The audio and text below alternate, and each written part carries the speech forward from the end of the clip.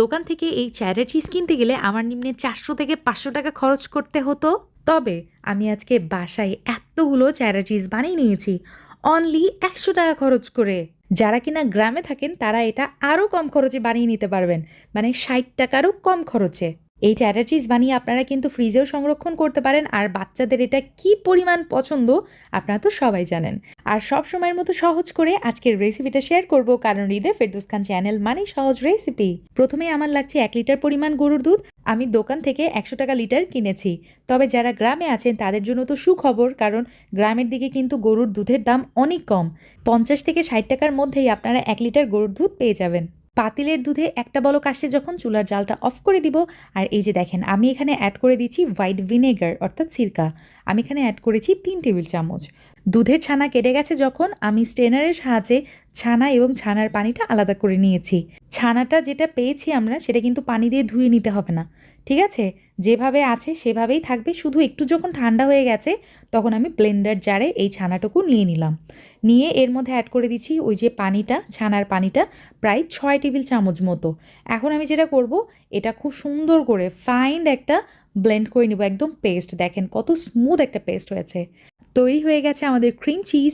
এখন যেটা করব, ক্রিম চিজ আমি দিয়ে দিব হচ্ছে প্যানের মধ্যে, এবং ব্লেন্ডার ধোয়া 1/4 কাপ পানিও অ্যাড করে দিলাম। লবণ ব্যবহার করেছি হাফ চা চামচ, চেডার চিজে একটু সল্টিনেস থাকে এই জন্য। আর সাথে ব্যবহার করেছি হলুদের পানি, যেই হলুদ আমরা রান্নার কাজে ব্যবহার করে থাকি সেটাই। আপনারা চাইলে দোকানের কেনা ফুড কালারও ইউজ করতে পারেন, তবে আমি ন্যাচারাল যেই কালার সেটাই ব্যবহার করেছি। চুলার জালটা অন করে দিলাম, খুব সুন্দর মতো জাল করে নিব।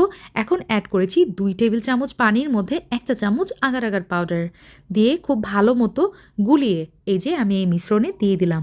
দিয়ে এখন যেটা করব, অনবরত নাড়তে থাকবো, এবং এই মিশ্রণটা আমি জাল করে নিয়েছি 3 মিনিট।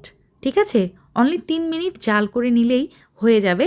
একদম সময় নিয়ে জাল করলে এই মিশ্রণটা কিন্তু বেশি ঘন হয়ে যাবে, তখন পারফেক্ট কনসিস্টেন্সিটা কিন্তু আসবে না। তো হয়ে গেছে। আমি এখন যেটা করব, চুলা থেকে নামিয়ে একটা ছড়ানো পাত্রে এটা ট্রান্সফার করে নিব। আর যেহেতু বাসায় বানিয়ে নিচ্ছি, তো এটা একটু মোটা রাখারই আমি চেষ্টা করেছি। তবে আপনারা চাইলে এই চেডার চিজ আরও পাতলা করে বানিয়ে নিতে পারেন। সেক্ষেত্রে যেই ট্রেতে জমিয়ে নেবেন সেই ট্রেটা কিন্তু একটু বড় হতে হবে সাইজে। 1 ঘন্টা পরে আমার স্লাইস চিজ অথবা চেডার চিজ খুব সুন্দর করে জমে গেছে। তো আমি এটা একটু সুন্দর দেখানোর জন্য এজেসগুলা কেটে নিলাম। আর এটা বাসায় বানিয়ে নিলে কাটার দরকার নেই, জাস্ট দেখতে সুন্দর যেন লাগে এই জন্য। এখন সুন্দর চারকোনা করে আমি দোকানের মতোই কিন্তু কেটে নিয়েছি, তবে আপনারা আপনাদের মন মতো পছন্দ মতো এটা কেটে নিতে পারেন। তো দেখতে পাচ্ছেন কত সহজে এই ট্রে থেকে আমার চিজগুলো উঠে আসছে, আর দেখতে কতটা পারফেক্ট হয়েছে মাশাল্লাহ, একদম দোকানের মতোই। আর টেস্ট তো হয়েছে লাজবাব। নর্মাল ফ্রিজে এটা প্রায় 14 দিনের মতো ভালো থাকবে, ডিপ ফ্রিজে তো কথাই নেই, 2-3 মাস ভালো থাকবে। ঝটপট সকালের নাস্তা অথবা পিৎজা, বার্গার, স্যান্ডউইচ, পাস্তাতে এই চেডার চিজ ব্যবহার করতে পারেন। So enough for today. Allah হাফিজ, আসসালামু আলাইকুম।